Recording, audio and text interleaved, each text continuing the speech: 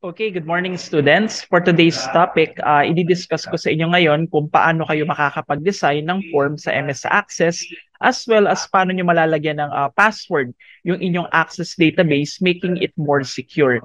Now, without further ado, let's start with today's discussion.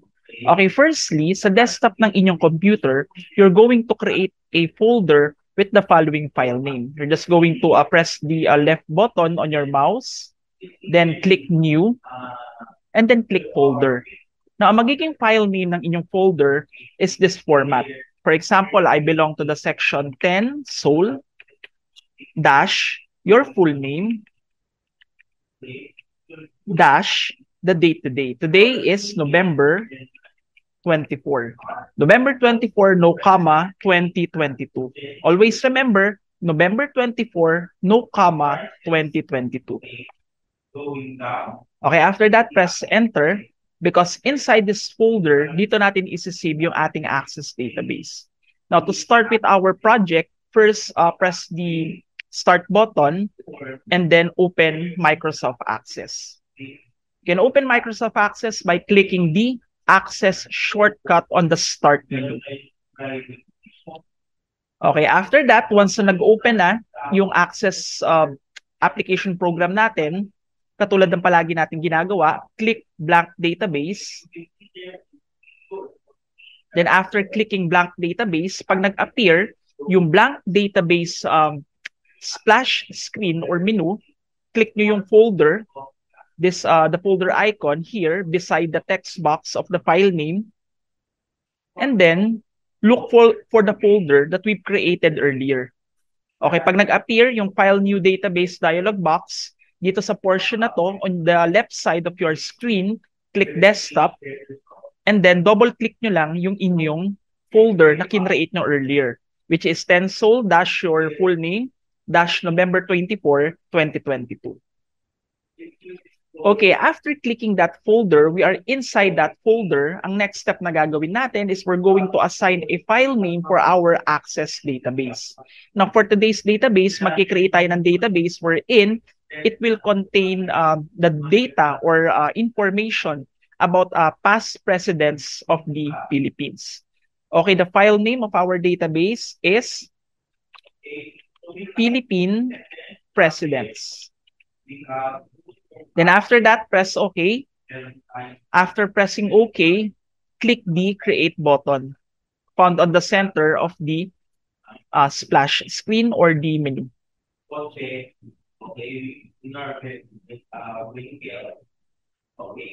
Okay, after that, as always, katulad ng palagi natin ginagawa, we're going to design our database by clicking the View menu. From Datasheet View, we're going to transfer sa Design View. And then when being asked for the table name, ang magiging file name ng ating table is President. Then press OK. And then yung first field, which is the ID, change it into record ID. Data type is auto number. Make it by default auto number.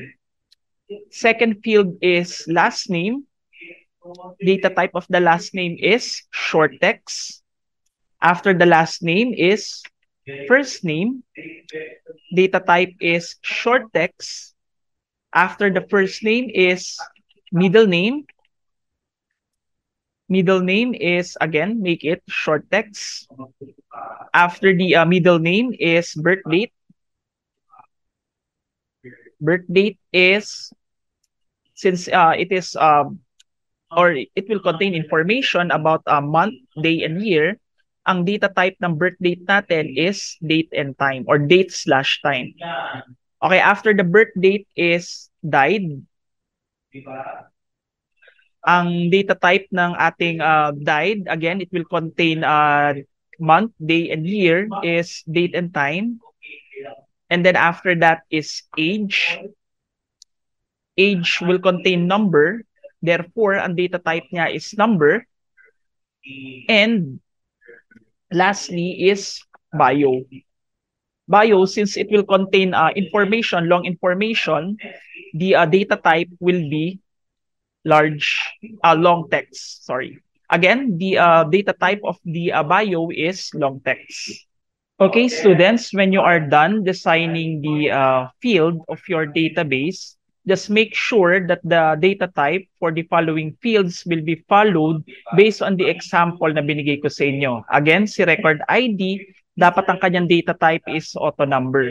Si last name is short text, first name is short text, middle name is short text, birth date is date and time, died is date and time, age is number, bio is long text. Na kung tapos na kayo na i-design yung field ng inyong database, simply click file and then click save.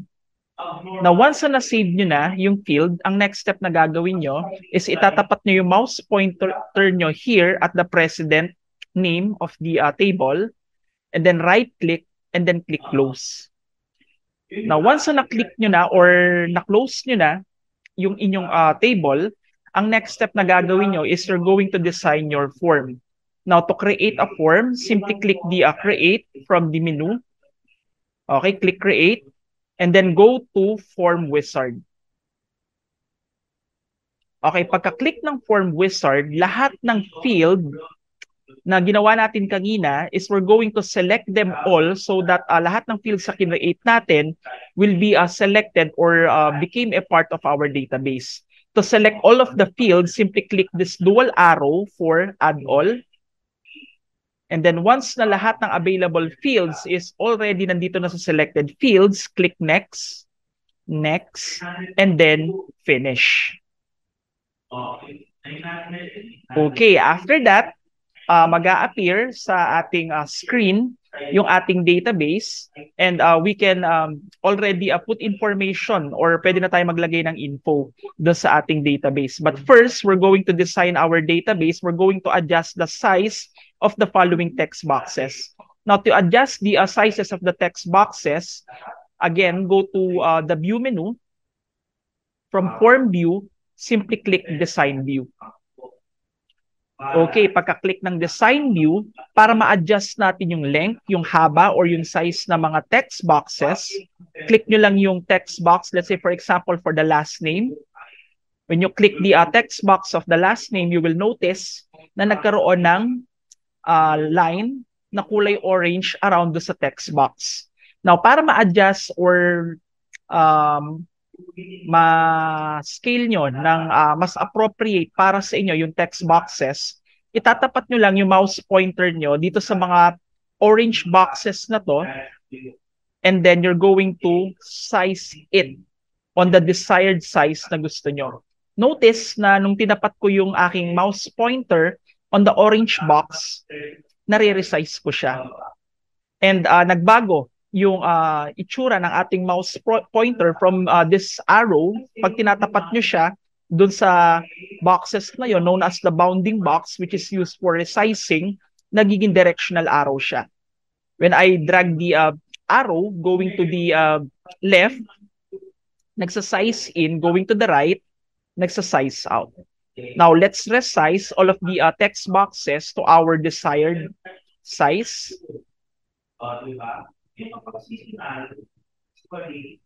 Now, since the middle name is also the same with the first name and last name, ganun lang din ang gagawin nating size. Okay, the birth date, died, and age, since it will only contains little information, we'll just leave it by default. Ang priority natin si bio. How can we make this text box even bigger? Because it will contain larger information. Okay, ang gagawin lang natin, again, we're going to size it in muna first, and then we're going to adjust the size of the entire form by clicking the form. Then after clicking the form, pag tinapat nyo yung mouse pointer nyo, again, it will change into sizing arrows, meaning we can size it in or we can also size it out. Depende kung anong size yung gusto natin. We can adjust it horizontally and vertically. For example, I'm going to adjust the bio, making it a little bit longer. and a little bit taller ng konti. Ayan. Okay, after that, once na nag-design nyo na yung sizes ng inyong mga text box on the desired size na gusto nyo for your database, again, go to the view menu, and then from design view, go to form view. Okay, ayan na yung magiging itsura ng ating database. Notice na nag-resize siya doon sa desired size na gusto natin. Okay, after that, to fill this database with information, ang gagawin lang natin is we're going to open a web browser. Let's say, for example, I'm going to open Google Chrome. Okay, students, once we are done designing our database, ang next step na gagawin natin is we're going to fill up our database with information. Now, for today, we're going to gather those information using wikipedia.com. Now, to open wikipedia.com, as always, we need to open our web browser. And then from the address bar of our web browser, simply type wikipedia.com. Okay, here in wikipedia.com, this is where we're going to get all of the information na ilalagay natin into our database. Okay, on the search bar of wikipedia.com, just type list of Philippine presidents. Okay, once na nakita nyo na yung list of Philippine presidents from Emilio Aguinaldo, you're going to get the information of the following president from the past up to the present. Now, if you will still remember, do sa ating database, meron tayo dong kinreate na text box or information asking for the birth date and for the died or yung date kung kailan sila namatay. Now, yung ating president from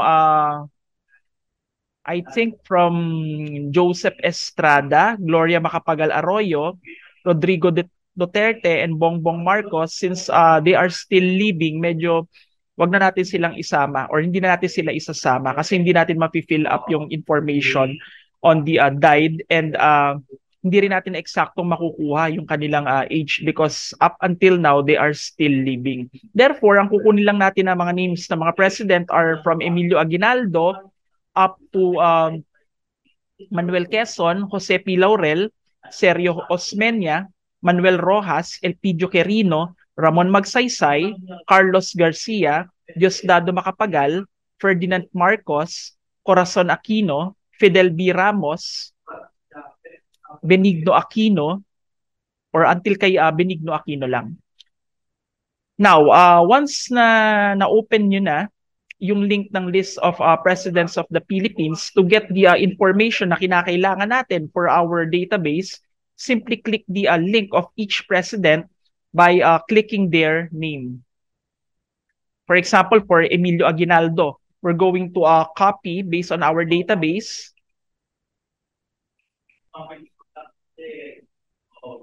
Yung kanyang last name, first name, middle name, birth date, died, age, and bio.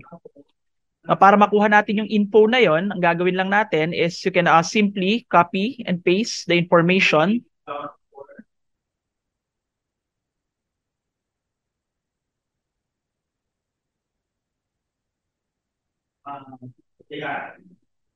Okay, we're going to copy and paste the information that we need.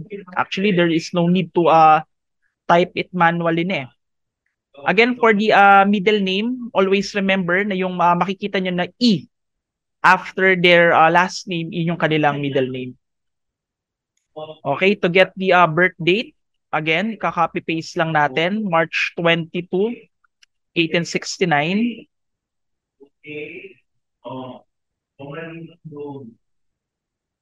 And then the died, ganun din.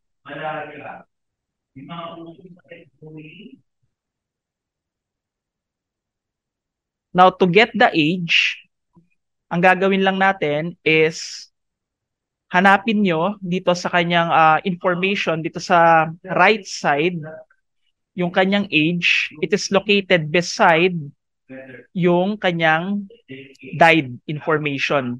Now, si Emilio Aguinaldo, on February 6, 1964, yung date kung kailan siya namatay, he is already 94 years old.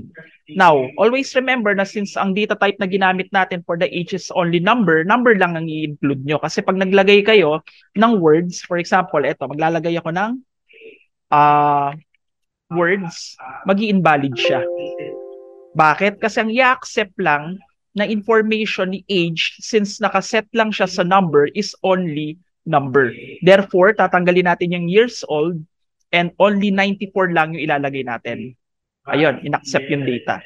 Now, for the bio naman, ang kukunin nyo namang information is yung nandito sa first part ng kanyang information from wikipedia.com. You're just going to simply copy and paste this information. Ayan. After that, we're going to add additional info or additional precedents simply by clicking the next record button. Then, katulad ng ginawa natin kanina, copy-paste lang. Now, to get the next precedent, simply click the back button from the web browser. And then, go to the next precedent, which is Manuel L. Quezon. Katulad ng ginawa natin kanina, copy and paste.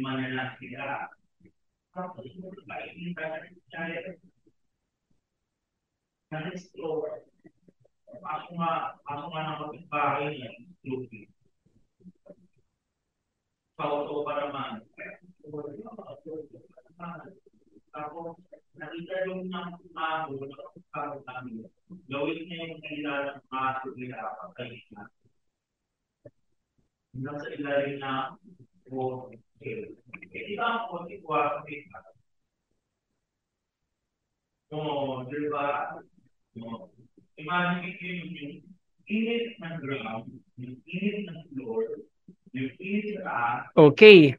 You're going to fill up the following database hanggang sa mapuno nyo yung inyong database with information on Philippine President. Now, when you are done with the database, simply click File and then click Save.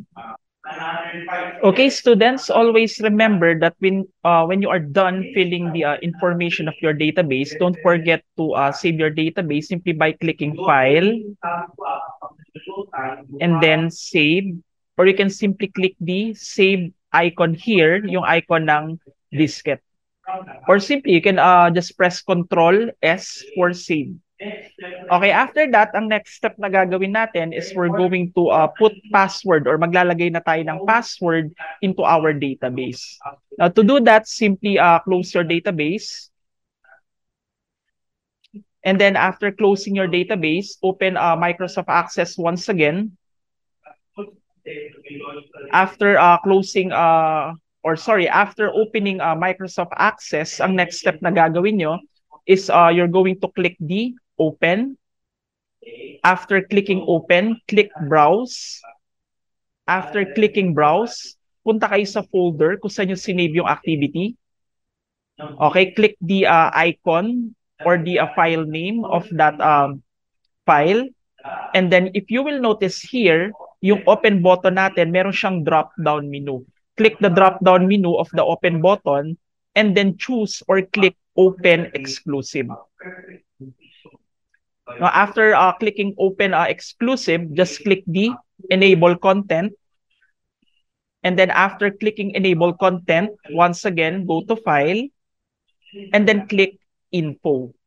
Okay, after clicking Info, choose the option Encrypt with Password. Now, to put password into your database, click the Encrypt with Password button. Okay, after clicking the Encrypt with Password, mag-a-appear yung Set Database Password, asking you for the password for your database. And then, after giving the password, you're just going to click the same password here under sa verify. Now, ang password na gagamitin natin for this database is TUMCSI 2022. Small caps, walang space. Again, TUMCSI 2022, small caps or hindi siya nakakapital at wala siyang space. Now, after nyo i-type dito yung password sa verify, tatype nyo rin yung same password na nilagay nyo, which is TUMCSI 2022 na walang space na naka-small caps. After that, press OK. And then pag nag-appear, yung encrypting with a block cipher is incompatible with row-level blocking. Row-level locking will be ignored. Just press the OK button. Okay, after that, you can now open your database. Now, to test if your database is working, let's close Microsoft Access. And then let's try to open the folder that we've created earlier containing our database. And then once sa dinouble click or inopen nyo itong database na to, kinakailangan yung Microsoft Access database that we've created earlier will ask for a password. Let's say, for example, if we will enter incorrect password, ito ang lalabas na message. Microsoft Access not a valid password. Now, when we enter the correct password, which is TUMCSI 2022 small caps, walang space, pag pinress natin yung OK button, dapat makakapasok na siya into our database. Okay, students, and that's the end of our short tutorial for today. I hope that we've learned something from today's lesson. And I'll see you again on our next topic. Bye and take care and stay safe, everyone.